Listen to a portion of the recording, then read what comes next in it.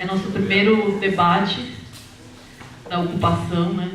Esse movimento, como a Solange falou, ele está sendo feito a 40 mãos, é muita gente envolvida, né? A maior movimentação, o maior ato do A Dança Se Move, feito de uma forma tão compartilhada. E a gente começou no dia 11, no domingo, a gente teve abertura. E aí hoje é nosso primeiro dia de atividade, a gente tem 6 semanas pela frente. São 6 ou 5? 6. 5. E de sexta a domingo, sempre com atividade. Sexta a gente tem debates, sábados e domingos, mostras de processos, workshops, oficinas, a gente tem a programação aqui, aí vocês podem acompanhar. E também divulgadas no Face e no blog, né? Nesse primeiro dia, a gente pensou o quanto era urgente discutir o cooperativismo, o sindicalismo, as organizações, como a gente estava se organizando nesse momento difícil, né, para a cultura, desde a entrada da nova gestão aqui na prefeitura, porque a gente acompanhou no primeiro ano os ataques sofridos pelas cooperativas e uma série de coisas, né, que vem afetando as entidades representativas da cultura. Como é urgente a gente se reunir para pensar nisso que está acontecendo e para entender quais são os novos modos de existência dessas entidades representativas e dos movimentos civis organizados, né? Quais são as alternativas e quais são os modos que a gente vai encontrar para se organizar e para continuar existindo e persistindo aí na batalha, né? Então a gente convocou, né, para esse encontro entidades representativas da cultura. A gente tem o Thiago Vasconcelos, representando a Cooperativa Paulista de Teatro, a Ana Souto, representando o SATED, é diretora... secretária-geral. A gente tem a Maria Pia, Sindicato da Dança, tem Sandro Borelli, representando a Cooperativa Paulista de Dança. Então a gente tem esses convidados como representantes das entidades representativas da cultura, e a gente quer abrir esse encontro um pouco para falar dessa experiência, né, de cada uma dessas entidades, nesse momento que a gente está vivendo, compartilhar coisas em comum e abrir o diálogo para novos desafios, para a gente saber como prosseguir juntos, como fortalecer essas entidades representativas, que é o que tem sido o nosso foco agora. Eu não vou apresentar os nossos convidados, mas a gente vai passar o microfone e vocês podem brevemente se apresentar e aí a gente abre e faz um diálogo mais próximo. Se vocês puderem chegar também mais juntinhos, tá bom? Acho que eu vou começar de lá para cá. Boa noite, sou o Thiago, estou vice-presidente da Cooperativa Paulista de Teatro e faço parte de um coletivo teatral chamado Companhia Antropofágica. Eu acho que uma apresentação basta. Eu sou Ana Souto, estou aqui representando o SATED, na qualidade de secretária-geral. Sou atriz, diretora de teatro, sobretudo dramaturga. Faço parte do núcleo Sem Drama, no momento desenvolvendo um trabalho chamado Na Companhia da Cabra Orelhana, que é um trabalho com um coletivo de mulheres com temática feminista. Oi, boa noite, sou Maria Pia Finocchio, presidente do Sindicato de Dança do Estado de São Paulo e quero passar para vocês as novidades, porque estive em Brasília quarta-feira, porque foi aprovada uma portaria muito importante dos artistas e junto ao Ministério do Trabalho, e em seguida, na oportunidade, vou ler o que a portaria nos dá de reforço e o que nós podemos contar com essa portaria, que durante 4 ou 5 anos nós estamos lutando para que essa portaria fosse aprovada. Obrigado. Bom, aqui me conhece, eu sou Sandro Borelli e faço parte do grupo da CIA Carne Agonizante e atual presidente da Cooperativa Paulista de Dança. Eu acho que a gente podia começar um pouquinho falando de como tem sido nesses últimos 2 anos para cada uma dessas entidades. E a gente tem uma pergunta que tem norteado, que abriu o nosso domingo aqui, na Fala da Dança Se Move, que eu vou ler para vocês para a gente ter como norteador e para a gente pensar juntos, né? Como produzir e experimentar outras subjetividades políticas e coletivas nesse momento. Uma subjetividade mais anônima, mais múltipla, mais de impulsos, mais desejantes, com um poder de convocação em comum. Então, talvez a gente pudesse começar com essa pergunta e compartilhando um pouco da nossa experiência dentro dessas entidades. Aí eu passo a palavra para quem quiser começar.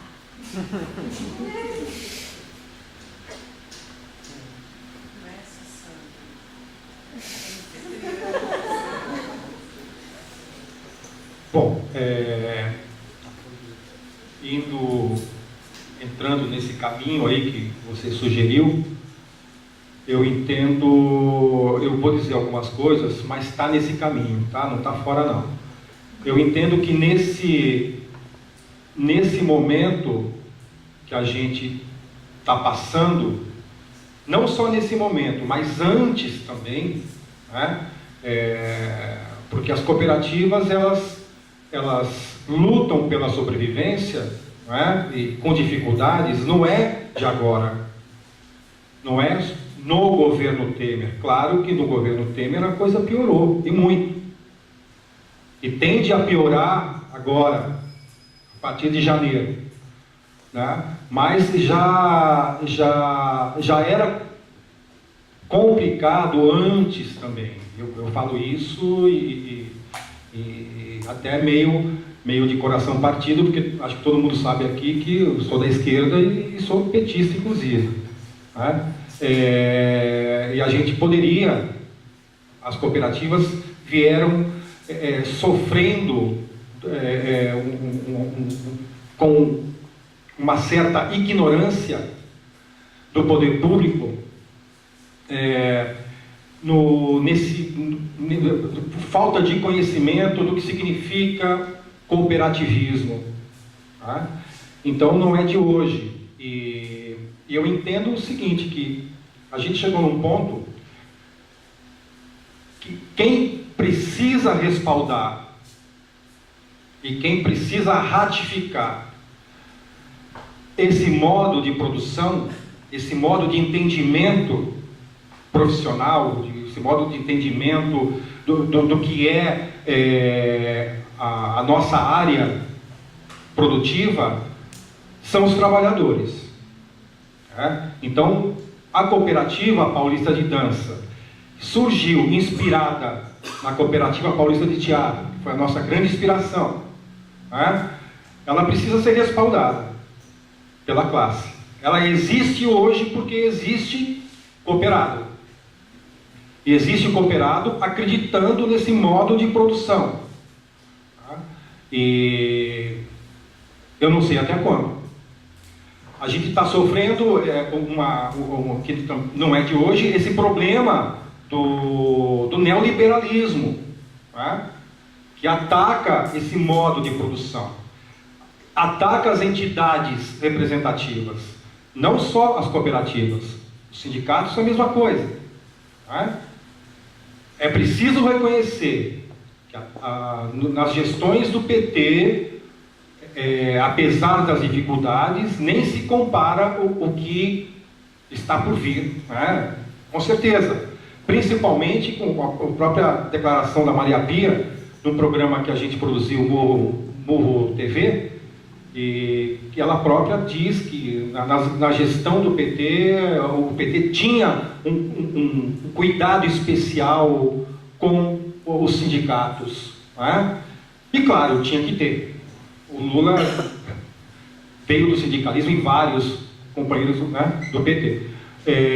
Mas o mundo começou, a direita, a extrema-direita, eles começaram como ratos, de esgoto, eles começaram pouco a pouco a sair das entranhas e tomar conta deste momento, desta talvez primavera,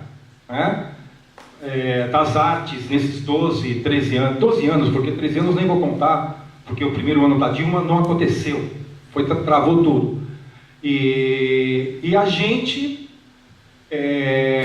conversando agora há pouco com a companheira Ana, dizendo que a gente não aproveitou esse momento de primavera, tá? E a gente não defendeu as nossas conquistas, a gente meio que, talvez esteja sendo duro com a gente meio que flanou, sabe? A gente rompeu entre nós, né? Enfim, agora com essa nova possibilidade, a partir de janeiro, as cooperativas, e eu acredito também que os sindicatos, foram golpeados e de forma bastante, não mortal, mas um golpe muito forte por parte dos três governos, federal, estadual e municipal. Tá? Então é isso. E modo de produção, como seriam os modos para a gente poder produzir hoje a nossa arte? Eu vou dizer, menos poesia, mais luta política, porque a gente sabe que a gente produz arte de qualidade, arte isso é inegável, mas a gente vai precisar, eu disse na semana passada aqui, a partir de agora, uma arte ser assumidamente subversiva.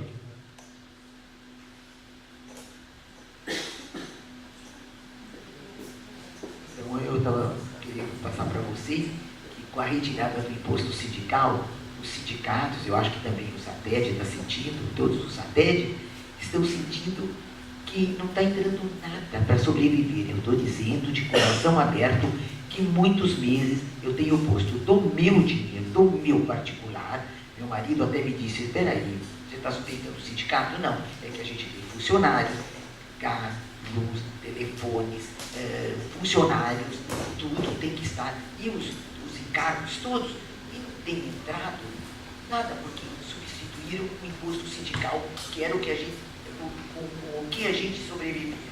Então, a gente tem que abrir bem o olho, porque a coisa está indo de mal a pior. Eu acho que o Sandro já disse tudo, e eu reitero tudo que o Sandro falou. O Sandro sofreu muito ultimamente, e a gente acompanhou e apoiou, porque o Sandro foi um vencedor, sabe? Porque não foi fácil, né, Sandro? Eu sei que você passou por umas e boas, mas vai chegar a hora que as coisas vão melhorar, tá? Espero. Eu quero falar dessa portaria. Há 5 anos que nós estamos lutando em Brasília para essa bendita portaria, porque os patrões não queriam que essa portaria fosse aprovada. Então a gente vai para Brasília, volta de Brasília, vai, fala com um, fala com o outro, e bom, enfim. E agora essa portaria finalmente foi aprovada. Eu quero ler para vocês tudo que essa portaria dá direito. Eu vou passar ao Sandro também. Eu sei que o SATED de São Paulo está bem a par também, porque ele estava com a gente na quarta-feira, e teve um patronal lá, um pessoal da patronal, que estavam pleiteando através do senador derrubar essa portaria. Então a gente foi correndo para Brasília e a gente conseguiu convencer. Eu senti que o senador não gostou de ter feito aquela audiência pública no Senado, porque ele viu que ele não estava com a razão e pegaram ele assim, sei lá, porque cargas d'água, mas só sei que ele não saiu satisfeito da tal reunião. Bom, vamos lá. A portaria é a portaria 656, eu vou deixar coçando isso, do Ministério do Trabalho, que graças a Deus tem hoje um técnico à testa do Ministério do Trabalho. Não é um político. Não sei como que escapou, mas essa pessoa não é um político, é um técnico. E durante décadas, a Secretaria do Ministério do Trabalho de Brasília foi sempre tendo como o principal um político que ocupava esse cargo. Hoje, o desembargador técnico, ressalto bem, não político, conhece muito bem a portaria 656.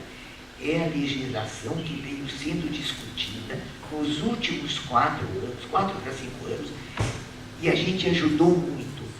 Muitos sindicatos se reuniram, centrais sindicais, estudamos muito durante esses anos com nossos advogados esta tal portaria para poder ser aprovada. Aprovava de um lado, questionavam do outro, aprovava de um lado, questionavam do outro. Só que com esse técnico que está ocupando no momento o Ministério do Trabalho, conseguimos que fosse aprovada por todas as secretarias dentro do Ministério do Trabalho. Secretarias essas dentro do Ministério do Trabalho, tais como Relações do Trabalho, Secretaria de Inspeção do Trabalho, a CIT, para valorizar o trabalho, e a norma foi feita. Essa portaria 656 do Ministério do Trabalho regulamenta o contrato de trabalho de 14 milhões de trabalhadores no Brasil, que promove a cultura. Eles têm trabalho, essas pessoas têm trabalho eventual e não tinham nenhuma garantia para a futura aposentadoria. Não tinham auxílio-doença, e esta portaria garante as notas contratuais homologadas pelos sindicatos, ou seja, sindicato de artistas, técnicos, músicos, sindicato de dança, etc. Todos os sindicatos.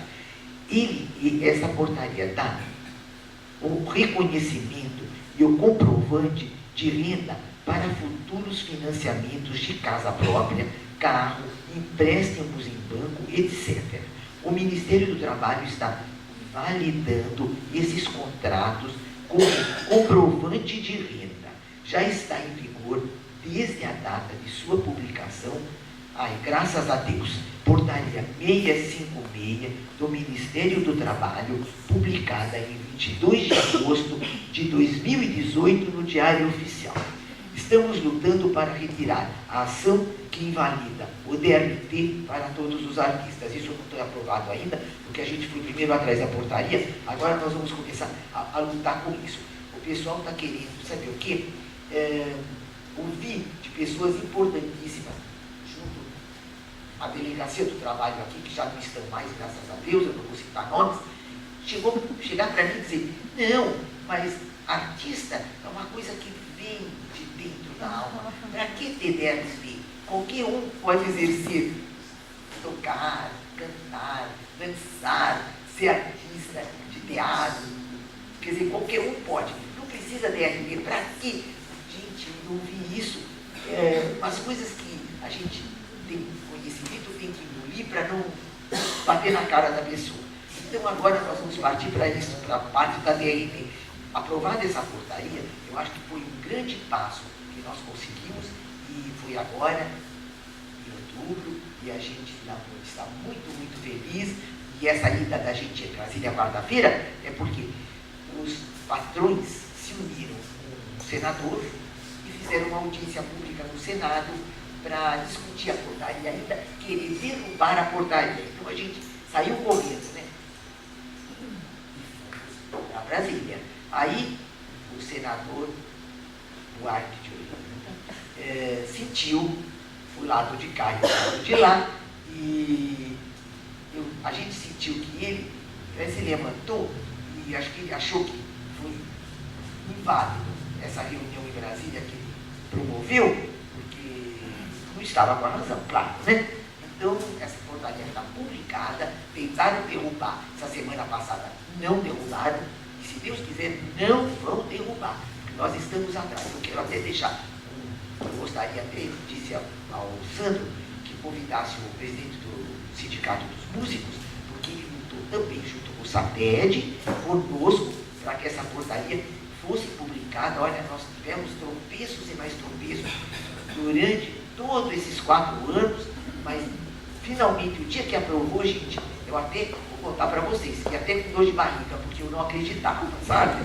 Mas conseguimos, graças a Deus. Então, vamos tocando o barco, a gente vai passando para vocês, eu passo para o Sandro, tudo isso que está aqui eu vou deixar na mão do Sandro, o Sandro tem o documento, inclusive, em mão, entrar lá no site do Ministério Ministério do Trabalho, olhar a portaria. Eu vou pedir até que vocês mandem e-mail ao Ministério do Trabalho, parabenizando pela aprovação dessa portaria, que é importante, sabe?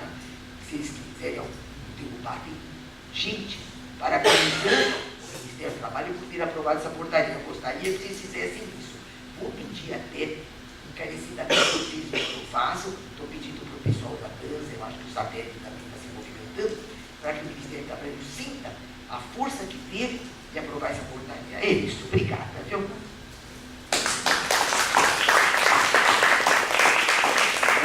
Obrigação da gente lutar para que os artistas tenham pelo menos algo importante para se apoiar.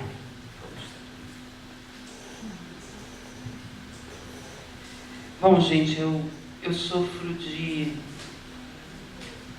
diarreia verbal, então eu vou combinar com vocês um sinal.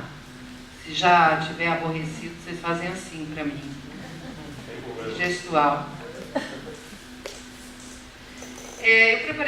Realmente eu preparei uma fala de 15 minutos aqui, porque o desafio não estava posto exatamente, mas eu imaginei que nós tínhamos que falar um pouco sobre conjuntura. E é bom começar com uma piadinha, porque sempre é mais simpático. Eu lembrei, não, é porque eu assisti essa semana, vocês já viram aquele filme Consertando o Capitalismo? Essa é a piada. Não, a piada veio depois. Agora eu vou fazer Não, porque o contexto que nós estamos vivendo é um contexto de crise, como disse o Sandro. Crise não é de crise, é de um projeto. Então, o que nós estamos vivendo é um projeto que se desdobra através das décadas. Ele começa lá nos anos 80 e vem se desdobrando, chegamos a este ponto. E é legal esse filme, mas eu queria citar um filme branco, agora vai ser mega blaster spoiler, porque no fundo a sinopse do filme podia ser: o dinheiro só sobe e não desce. E quem faz o filme, né, um documentário sobre um ministro do trabalho, o cara que foi ministro do trabalho do Clinton. Veja bem, nós estamos falando de comunistas. E ele diz isso, ele diz inclusive da frustração dele, depois de 50 anos de vida pública, um sujeito bastante decente. Um capitalista, um liberal e tal, mas assim, um sujeito com uma visão clara do que está acontecendo. Há um declínio da qualidade de vida geral das populações para que uma minoria absoluta se torne rico, podre de rico, mega, super rico.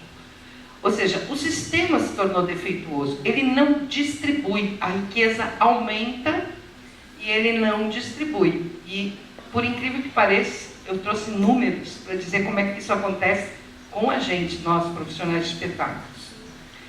Mas então, para terminar essa parte da historinha, eu achei bacana também que ele fala assim, ele deixa 3 conselhos. Spoiler total, também os ouvintes. Ele deixa 3 conselhos no final do filme. Ele diz assim: o primeiro conselho é que a gente deve ter a única saída para essa situação é a união dos trabalhadores. É os trabalhadores se unirem e pressionarem muito, se movimentarem, fazerem atos e lutarem para recuperar o poder político. Porque o poder político foi parar na mão de tecnocratas e sob o mando do poder econômico. Por que o dinheiro sobe? Porque a legislação, porque tudo que é feito no governo, as leis, são feitas para favorecer o acúmulo de dinheiro de quem já tem dinheiro, o acúmulo de empresas de quem já tem empresas, o acúmulo de capital de quem já tem capital. Então, para a gente inverter o sistema, mudar o sistema, nós precisamos retomar o poder político.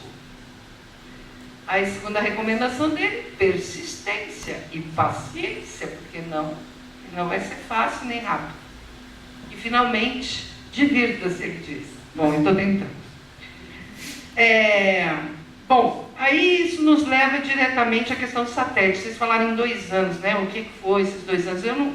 A lei não pode reportar 2 anos porque o SATED ficou 32 anos sob uma mesma gestão e nós retomamos, nós assumimos, a chapa Transparência e Renovação assumiu a gestão do SATED no começo deste ano corrente.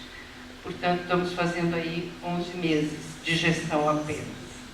A situação que nós encontramos, o sindicato, a parte isto que todo mundo já sabe, quer dizer, houve essa derrubada da taxa da contribuição sindical e com isso, obviamente, despencou os meios de subsistência do sindicato, mas o sindicato ainda faz homologação de contratos, né, visa, é o chamado visar os contratos, tem os associados, tem a mensalidade de quem se associa, quem se sindicaliza, e a emissão do DRT, que inclusive na nossa campanha, na nossa proposta, e que continua de pé, nós queremos diminuir muito o valor da emissão desse atestado de capacitação profissional. Mas até agora não foi possível, porque senão a gente tem que fechar as portas. Entretanto, a história da atestado de capacitação nos leva a um assunto que tem a ver com essa portaria aí. Todo mundo conhece bem a lei dos artistas? Não? Então eu vou fazer um rápido recapitulação, porque é super importante isso. Se nós vamos ter que tomar o poder, é bom a gente começar a entender um pouco da política, né? Essa lei 6533 é uma lei que foi promulgada em 1978. Você fala, durante a ditadura militar? Pois é. Mas ela foi promulgada de uma luta de 40 anos, aproximadamente. Porque havia uma intensa luta para fazer uma lei que contemplasse os artistas e técnicos de espetáculos. Por que foi feita essa lei? Porque a profissão tem maneiras próprias de funcionar. Nós temos, por exemplo, um negócio que agora todo brasileiro vai ter o prazer de conhecer, que é o trabalho intermitente, não é? Nós temos horários de trabalhos distintos, enfim, temos todas as especificidades que temos. Então vamos entender isso. Quando ela é promulgada, essa lei, tudo bem, está lá. Artistas e técnicos, definição do que é artistas e técnicos. Depois, como é que você se profissionaliza artistas e técnicos?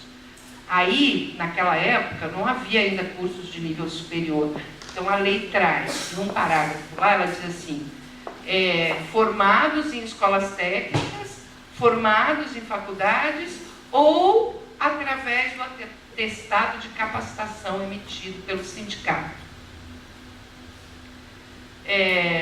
Supostamente, quer dizer, tem um enorme debate sobre isso, de que, à medida que foram surgindo cursos profissionalizantes, deveria se extinguir esta parte da lei. Mas isso não é interessante, depois eu explico por quê. E quero dizer o seguinte, a DPF, que foi aquela briga que teve no começo do ano, né, a gente mal entrou no sindicato, já pegou de frente a tal da DPF. O que é a DPF? É o tal de preceito de descumprimento constitucional. De repente, o STF chega e fala, essa lei é anterior à Constituição de 88. E tem aqui uma ação dizendo que ela é inconstitucional. Mas ela entra em conflito com o quê? Com o artigo 5º, liberdade de expressão. Liberdade de expressão não pode ter obstáculo. Se você, para ser profissional, artista, você tem que ter ou escola, ou atestado de capacitação, então você não pode. Bom, então, o que foi mais ou menos o que fizeram com os jornalistas. E depois eu vou contar por que a gente se mobilizou e foi para cima, caso alguém ainda não tenha entendido qual é o golpe. Porque, veja, popularmente a gente diz assim, queriam acabar com o DRT. Não, eles só queriam acabar com essas duas coisinhas.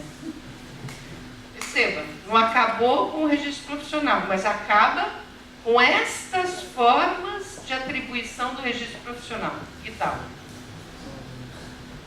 Estranho, né? Por que não acaba logo com ela? Acaba com tudo. Por que não propuseram? Porque, na verdade, na política não existe vácuo. Se vai retirar essa atribuição das escolas e do sindicato, pode acreditar que alguém ia assumir essa atribuição. Quem vocês acham? R$10 para quem acertar. Os patrões, né? A partir daí você vai ter um DRT na medida que você tem um registro na carteira profissional. Eu tenho um DRT de roteirista, por exemplo. Quem me deu foi a Globo. Porque está lá no meu registro de carteira profissional. Muito bem, continuando a história. Então, quando a gente... aí esta lei 6533, todo mundo gravou? Às vezes eu troco os números. Às vezes troco o número, tá certo. Esta lei que diz, artista vai ser determinado assim, ela tem um quadro anexo, esta portaria a que se referiu a Maria Pia. Neste quadro anexo, no caso do SATED, tem quantas profissões? Nossa, está pouco participativo essa matéria. Chuta, gente! 10, quem dá mais? 57. Chegou mais perto. Porque compreende várias funções do teatro, do circo, modelos e manequins, dubladores, etc, etc, etc. No começo, dança estava lá. Esse quadro foi desmembrado quando se criou o Sindicato de Dança. Agora ficou mais clara o imbróglio? Ora, Ana, mas por que não acaba? Ficou claro para todo mundo por que a DPF não era negócio para a gente? Porque, obviamente, quando você tem uma entidade sindical que pode reunir os profissionais daquela área, se você retira dela a atribuição... Outra coisa, a gente fala, mas tá cheio de escola, gente. Em Penápolis, sim. Mas em Muzambinho, Brasilândia, não tem. Os circenses não têm escola de circo. E não é nada, o sindicato cuida de que haja alguns parâmetros similares para também a pessoa que vai ser ator, não é? Ela não chega, pelo menos agora eu já estou entrando na nossa proposta da gestão, não é? Então a gente fez normatizações, a gente chamou as escolas, fez um seminário com as escolas de teatro, falou, olha, não pode uma escola com um professor, 50 horas a aula, não vai profissionalizar uma pessoa assim. Então, parâmetros, né? Mas, mais do que normatizar e legislar, a importância de o sindicato ter essa atribuição é ele ter a capacidade, o instrumento, a ferramenta, as ferramentas para ele trabalhar essa agregação da categoria. Que no caso, sobretudo do teatro, tem um histórico de agregação, como eu disse, não só essa legislação de 78, como a anterior, que foi na época do Getúlio, foi promulgada graças à batalha dos artistas, mas, sobretudo, dos dramaturgos. Por quê? Porque tem um negócio implicado na nossa atividade, que a gente pouco fala, que é direito autoral. E eu não estou falando dos dramaturgos, estou falando dos artistas.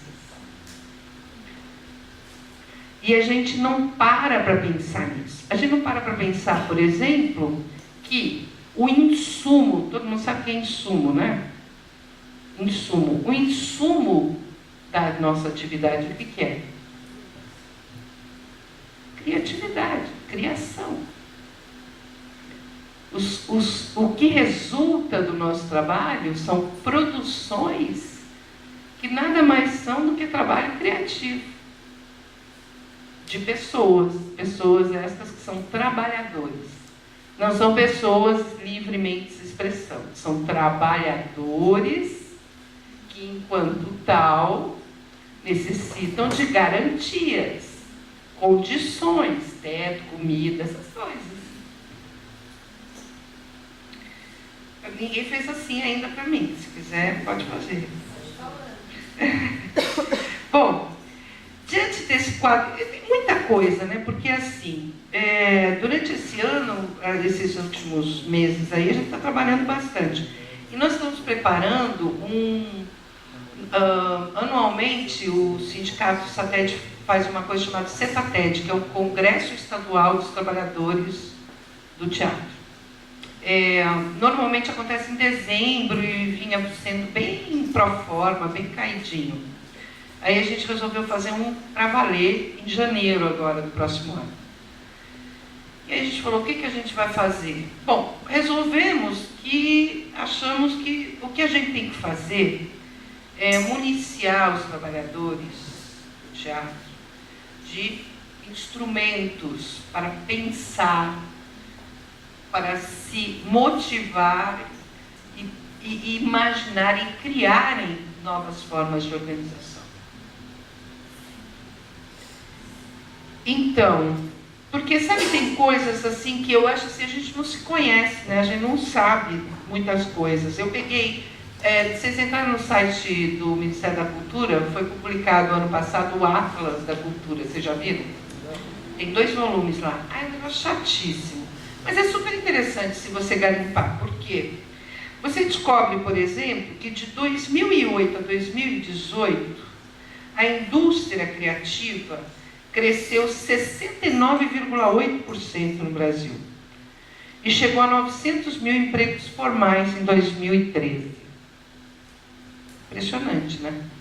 Agora, fazer, mas indústrias criativas, Ana, essa é uma outra discussão que a gente precisa fazer. Nós precisamos entender, não porque a gente queira, mas porque eles estão nos empurrando para esse lugar. Que lugar é esse que eles estão nos empurrando? Qual é o lugar que a gente ocupa dentro disso? Porque essa história de indústria criativa vem de um debate muito intenso, um debate não finalizado, um debate que prossegue, até porque no Brasil nós vivemos 3 modalidades de política cultural: a ausente, a autoritária e a instável. Não, nem sou eu que falo isso, é um doutor aí da USP e tal, que eu li, eu achei maravilhoso. Ele falou, são 3 modalidades: ausente, instável e autoritária. Nós não conhecemos outra modalidade de política pública. E é fato. Começando a estudar, por exemplo, essa coisa da economia, da cultura, porque olha só, você pega um sindicato, aí você pergunta, beleza, oi, abram os arquivos, quantos trabalhadores do nosso setor tem no Estado? Não sabemos. Onde eles estão? Não sabemos. Quanto eles ganham? Não sabemos. Não temos esses dados assim disponíveis, fáceis ali. Não tem, você tem que garimpar. Nós pegamos o sindicato tinha 130 associados. Nós estamos chegando a 400. Uhul! Mas está muito longe dos 2.000 que a gente precisa para ter sustentabilidade do sindicato. A gente chega lá, primeiro pepino, dissídio coletivo, tal, dos dubladores. Qual é o problema dos dubladores? Agora vocês vão entender o BO da nota contratual. Não falei que era trabalho intermitente? É RPA, né? Não é RPA? Ou todo mundo abriu o MEI? Todo mundo abriu o MEI. Quem trabalha com MEI aqui? E RPA? Ninguém quer trabalhar com RPA. Por que ninguém quer trabalhar com RPA? Supostamente porque a RPA faz muito desconto. Mas, gente, o desconto, primeiro que não é RPA para nós, é nota contratual. Pela nossa lei, os direitos da nossa lei, para nós termos os direitos trabalhistas que estão na nossa lei, porque a lei é maravilhosa, a lei 6533, ela diz o seguinte: onde a CLT for melhor, aplica-se a CLT. Onde a lei dos artistas for melhor para o artista, aplica-se a lei. Então, a nota contratual era já o RPA antes de existir o RPA. E pela nota contratual, você garante os seus direitos de trabalhador específico, especial, que tem até uma lei para ele. Compreende? E esse desconto, esse chamado desconto, é o bendito do desconto da contribuição do INSS, gente. Toda semana chega as pessoas que você não acredita. Você fala: ah, eu era criança, era uma estrela, era um astro. Está lá pedindo LOA. Sabe o que é LOA? É um pedido de aposentadoria por 90% do salário mínimo para pessoa em condição de miserabilidade. Pessoas que morrem, a família não tem dinheiro para enterrar. E aqui, todo mundo morre, beleza. Ana, vou te interromper um pouquinho. Sim. Porque me avisaram que o Thiago tem hora para sair, né? 8h30. E aí, de repente, a gente passa a palavra para ele, depois volta, só para ele não... Era só fazer um sinal, eu precisava passar por esse vexame. Depois a gente devolve o microfone. Pode concluir, é só... Conclui. Falei, né, que tinha esse problema. Bom, ok. Eu tinha vários dados aqui que são muito interessantes, né? Por exemplo, tem um dado que diz o seguinte: de 2013 a 2015, o mercado de artes cênicas cresceu 4,8%. Chegando, eu estou falando de mercado de trabalho, gente com carteira assinada. No mercado de artes cênicas, pasmem, é um universo no Brasil de 11.718 trabalhadores. Depois tem uns dados muito interessantes, inclusive aqui sobre o aumento, que o aumento de empregabilidade foi maior, enquanto estava tendo uma queda no resto da economia, estava aumentando o número de trabalhadores da cultura, só que os salários estavam baixando também. E tem um período em que esse crescimento de 4,8% é bem interessante. Sabe o que alavancou muito isso aqui? A dança. Os professores de dança foram responsáveis por 19,4% do aumento desse total de profissionais com carteira assinada. Bom, isso tudo para dizer o seguinte: eu penso que o caminho, que eu já dei no começo, o spoiler, é realmente a união, é efetivamente nós nos fortalecermos com paciência e persistência, alegria e energia para tentar se divertir com isso tudo, mas passa também, e nesse sentido eu gostaria de convidar os colegas aqui a pensar isso, a gente fazer um esforço, realmente um trabalho de estudar um bocado o nosso setor e estudar de forma muito concreta como esses tecnocratas e esses economistas, sobretudo os economistas e tecnocratas, como é que eles empurram as decisões políticas para esse campo da economia, porque eu estou convencida que com um pouquinho de dedicação e estudo, a gente vai encontrar argumentos de sobra para provar que economicamente, culturalmente, socialmente,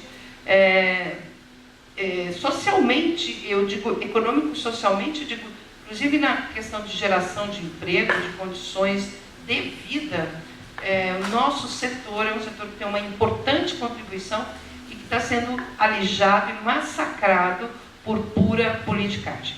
Obrigada.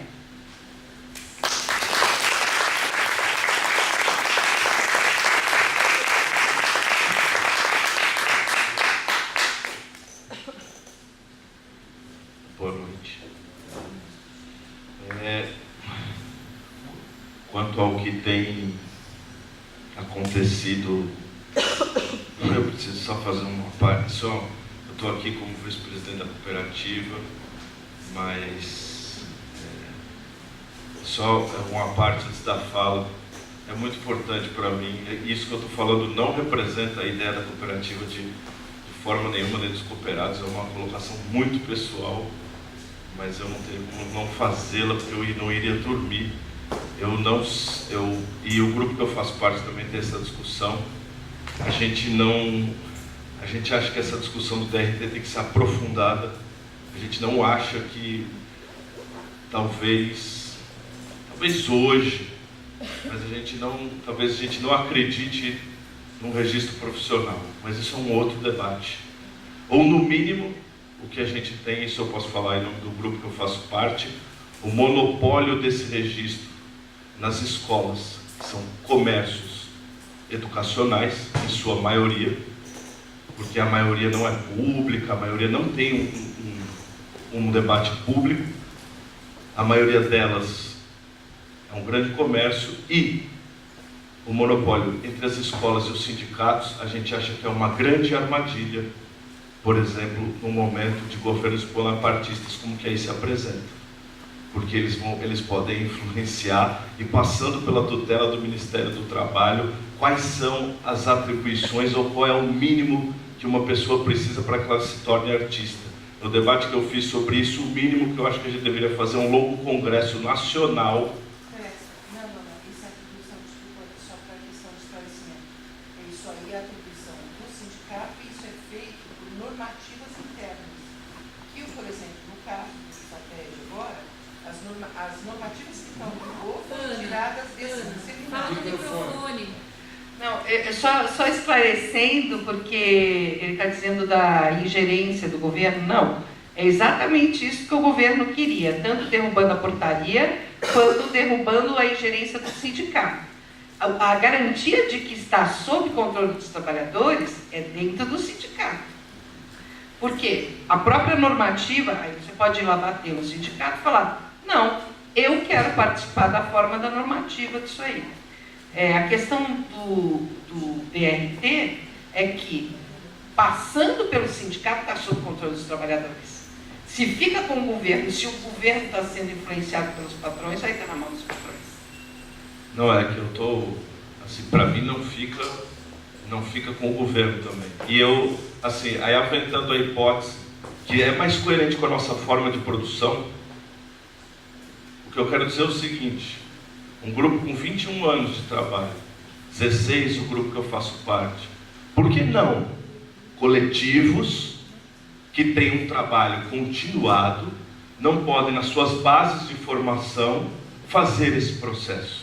Isso é mais abrangente ainda do que passar pelo sindicato, e é mais ainda no controle da cadeia produtiva. O que eu quero dizer com isso? Um grupo, por exemplo, que pesquisa qual é a base de um teste, entre aspas, entre uma pessoa que faz teatro épico-narrativo e uma pessoa que faz um teatro baseado na pesquisa do Man Ray como poeta visual. Então, como que você avalia alguém que passa 10 anos pesquisando Man Ray como poética visual num grupo de teatro, e quem faz essa banca? Então, o que eu quero dizer é o seguinte, para mim, eu não vou alongar nisso, para mim a história tem que ir muito além e tem que ser feito um congresso nacional para que não caia na mão de golpes patronais e tudo mais. Eu fui para Brasília defender que não se aprovasse a DPL, eu estava lá, mas eu acho que o debate tem que estar aberto, porque muita coisa absurda foi dita em nome disso, como, vai voltar a carteirinha de não sei o quê, o artista que produz, qualquer um agora pode ser artista. Então entramos em escaninhos muito complicados, e escaninhos que dividem muito e que não resolvem pelo seguinte. Fica uma pergunta: uma peça de teatro, vamos estricto senso, como da antropofágica, é tão sério isso que a gente está levando, ou é mais ou menos, ou talvez seja um jogo? Se a gente cantar, por que nós, atores, podemos, sem o DRT de cantores e sem aquela formação, cantar no meio de uma peça. Se o problema, quando o problema é colocado em termos de exercício da profissão, não é assim que se faz, por quê? Um artista de teatro pode executar uma dança se a gente precisaria de determinadas coisas para que a gente se colocasse como profissional. Então, muitas dessas coisas eu acho que tem que ser discutidas a longo prazo, para que a gente não seja confundido com pessoas querendo fazer reserva de mercado. Porque em algum lugar, grupos amadores de teatro como o TUOV, que tem 50 anos de existência, dependendo da situação, é claro que o sindicato pode dar um jeito, eles podem dar um jeito, mas eles podem ser impedidos de vender o seu trabalho a instituições internacionais, a SESC. Então acho que é uma discussão gigantesca. O que eu tenho certeza é, a ADPF não contemplava o que eu acho, e como está, eu acho que também não contempla. Ele é um debate que desceu mais ou menos pela garganta, e ele precisa ser feito. É tarefa nossa fazer isso nacionalmente. Mas isso é uma opinião muito minha, era só uma parte.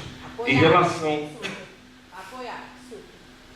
relação à Cooperativa Paulista de Teatro, eu estou lá há 1 ano e meio, e eu acho que a gente tem feito uma luta gigantesca, junto com, assim, uma irmã, que é a dança, lado a lado.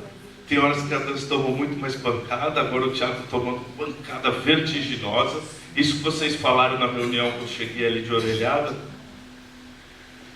O que aconteceu com o teatro, vocês sabem, nós fomos impedidos de participar em condição de igualdade nas bancas julgadoras. Para quem não sabe disso, Fomento ao Teatro, todas as entidades podiam indicar o número de pessoas, ia para uma votação de projetos inscritos. Por conta de um movimento interno do teatro, isso é mais grave do que parece, porque foi um movimento interno de pessoas que quiseram fazer isso. Porque qual é um problema que eu vejo que a dança e o teatro têm em comum? E isso é do ponto de vista da nossa poética e da forma de produção, como disse o Sandro. Existem pessoas que fazem uma dança que se encaixa muito bem aos ditames do mercado, aos ditames de uma forma de produção mais mercadológica, assim como no teatro. Para isso, existem dezenas de leis. O Fomento ao Teatro e o Fomento à Dança foram criados por uma forma de produção muito sofisticada, e a palavra aqui não é egocêntrica ou autoelogiosa, ela é sofisticada, muito sofisticada, que é a pesquisa e a experimentação. Então, alguns grupos que ficaram de fora desse pedaço de mercado, mas que têm uma forma de produzir, que o pensamento é reproduzir mercadorias teatrais ou de dança, o que para mim não é nenhum problema, tá? Ao contrário do que as pessoas pensam, eu sou um defensor da integralidade de todas as poéticas e formas de expressão artística. O que eu quero dizer com isso é nenhuma censura na arte. Nenhuma. Isso faz parte da onde eu acredito politicamente e tento defender isso dentro da cooperativa.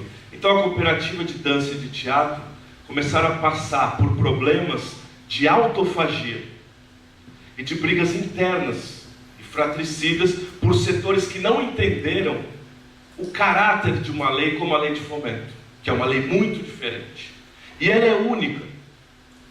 As outras a gente tem editais de circulação, de produção, prêmios ligados à renúncia fiscal. A gente tem uma série de outras leis que contemplam uma forma de produção que a gente sabe qual é, e que muitas vezes as pessoas dos coletivos que fazemos parte também fazem isso. E eu acho que essa grande coisa que tem para ser resolvida na cooperativa de dança e de teatro é agora fazer uma conversa sobre isso que a Ana estava falando, como aumentar a democracia e o poder na mão dos trabalhadores da cultura. O que eu quero dizer com isso? Agora extrapolando um pouco, eu acho que durante os últimos períodos, onde a gente podia ser uma democracia incompleta e sempre um problema, mas a gente tinha elementos que nos poderiam dizer que estávamos vivendo um período onde havia possibilidade e onde havia esperança de diálogos.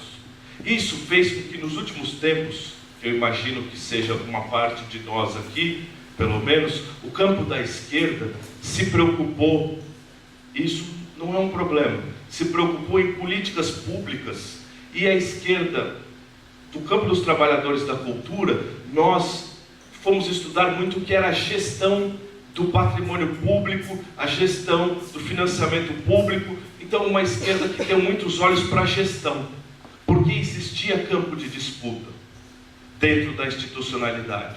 O que se apresenta com a conjuntura que a gente tem lido é mais ou menos assim: não haverá diálogo no campo de disputa da institucionalidade. Portanto, manter o debate no mesmo lugar vai ser frustração e esvaziamento e perda de militância. O debate não pode passar agora por uma questão de gestão. Por quê? A gente confiou demais na institucionalidade burguesa, e esta é a palavra. Uma das coisas da institucionalidade burguesa, a principal dela, chama-se Constituição. E quando você vê que uma parcela da própria burguesia desconfia de que os seus arautos podem não cumprir aquilo, ou que cumpre ou não cumpre ao seu belo prazer, nós já não estamos mais no campo da disputa gestionária. E eu acho que o debate que a gente tem que colocar de novo é o debate político sobre a cultura. Não que ele tenha saído da gente, mas a gente ficou a maior parte do tempo das reuniões que eu fui, nós discutíamos quais foram os processos que entramos, como é que aquilo está tramitando na justiça, acreditando que aquele processo de institucionalidade burguesa levou fomento ao teatro, fomento à dança, fomento ao circo, prêmio Zé Renato, vai um, vai dois, formação de público. Isso criou uma primavera, que somos nós. Podemos estar aqui hoje debatendo. Isso foi fantástico. Soubemos aproveitar um momento de bem-estar social, que é uma cunha que acontece no processo do capital. O grande problema é o próprio capital. Eu trouxe um texto do Paul Valéry aqui, para terminar.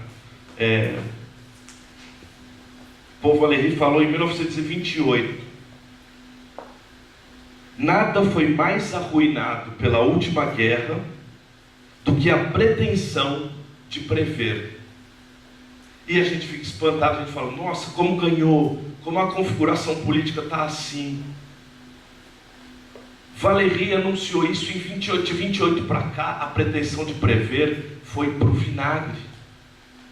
Tem uma lista de coisas, crise de 2008, as guerras que aconteceram, a pretensão de prever, ela se estourou. E política pública se faz em momentos onde você tem previsão, que você imagina que ela se sustente. A gente teve o maior período de políticas públicas que gerou essas políticas que a gente está falando, a cooperativa de dança, a cooperativa de música, sindicatos.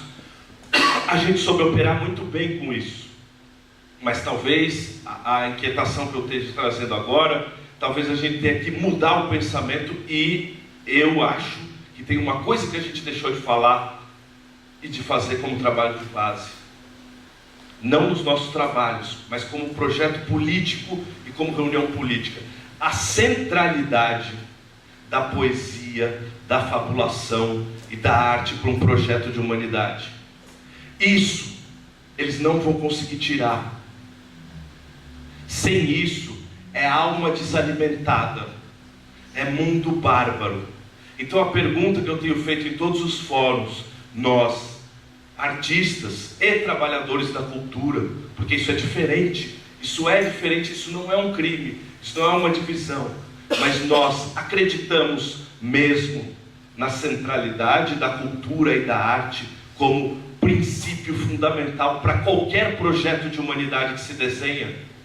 Portanto, exemplos bárbaros como tirar dinheiro da cultura e colocar na segurança, para nós, não é porque mexe no nosso bolso, é porque ele mexe no nosso entendimento de projeto de humanidade. E eu acho que a gente precisa ir para a rua de novo, falar sobre este projeto de humanidade. Porque dentro de um projeto de humanidade, uma coisa a gente pode pensar: a segurança pública pode ser que um dia acabe como um projeto de humanidade. Porque você imagina, nós imaginamos um mundo onde a gente não precise mais ter uma mediação do Estado, uma violência estatal, para que garanta que ninguém me ataque, para que ninguém fira o meu corpo, para que eu não fira o corpo de alguém, ou para que ninguém fira algum bem que me é caro e que eu carrego debaixo do meu braço.